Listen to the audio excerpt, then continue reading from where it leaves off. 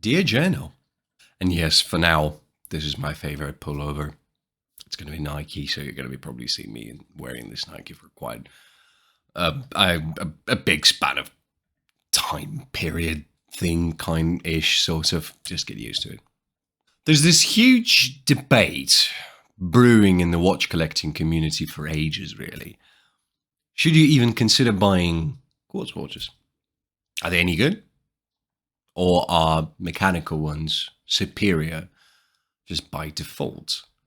It's a discussion worth raising.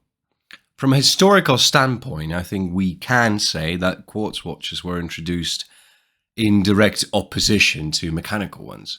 They were cheaper to produce and to purchase, more accurate, easier to maintain. It wasn't just a leap in technology, it was a brilliant business move as well that promised rivers of cash. And maybe that's why for some this can be a reason alone to slap a label of unworthiness on it and just forget about quartz. But here's the thing, quartz movements opened this Pandora box for so many other brands to step onto the ring. Japan, of course, is the leader in this list. We've got Casio, Seiko, Citizen, Grand Seiko. It would be unfair to say that Seiko's main selling point is quartz watches, that's obvious. But let's not forget that Seiko's Astron kicked off the quartz crisis. Quartz changed watchmaking as an art. And even though many manufacturers caved into making quartz movements, it's hard not to see the point in mechanical watches are for those that understand the brilliance behind making a watch. Indeed, higher-end brands to this day take immense pride in making intricate and delicate movements. Giants like Patek Philippe or Vacheron Constantin, AP, Rolex even. Amiga has introduced their own movement in the shape of a coaxial. It's fair to say, yes, mechanical movements are sculptures of human ingenuity and creativity. But let's take a look at it from another angle. Today, especially with smartwatches taking over, watches became a very interesting accessory. You don't particularly need to track time.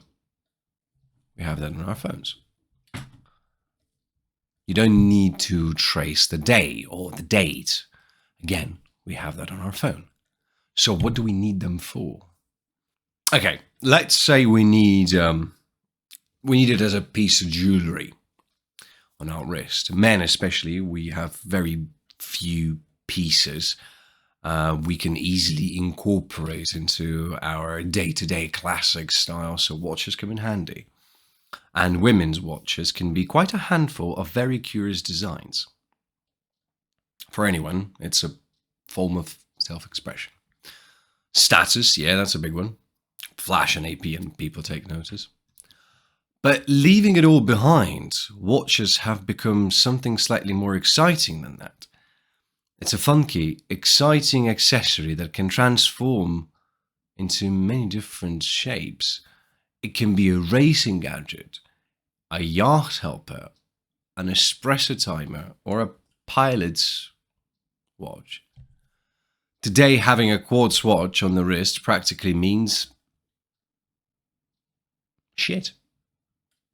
What if you love Casio to bits? Or you've been dreaming of that brew because Idris Elba wore one? You really did, by the way. Does that make your taste less valid? The point is, being a snob about a mechanism, a movement, usually doesn't really help.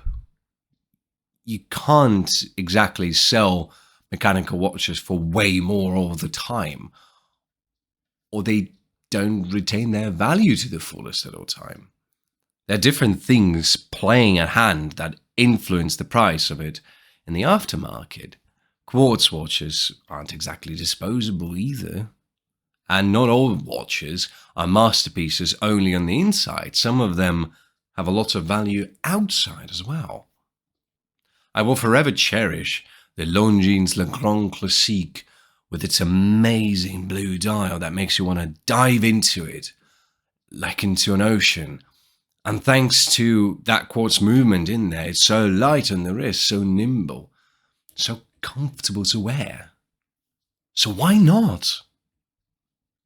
I'll tell you what, collect whatever you want. Quartz, mechanical, mecha quartz, whatever speaks to you. As long as you know what you want and you have a spare buck to afford it, do it. Because taste shouldn't be measured by snobbery.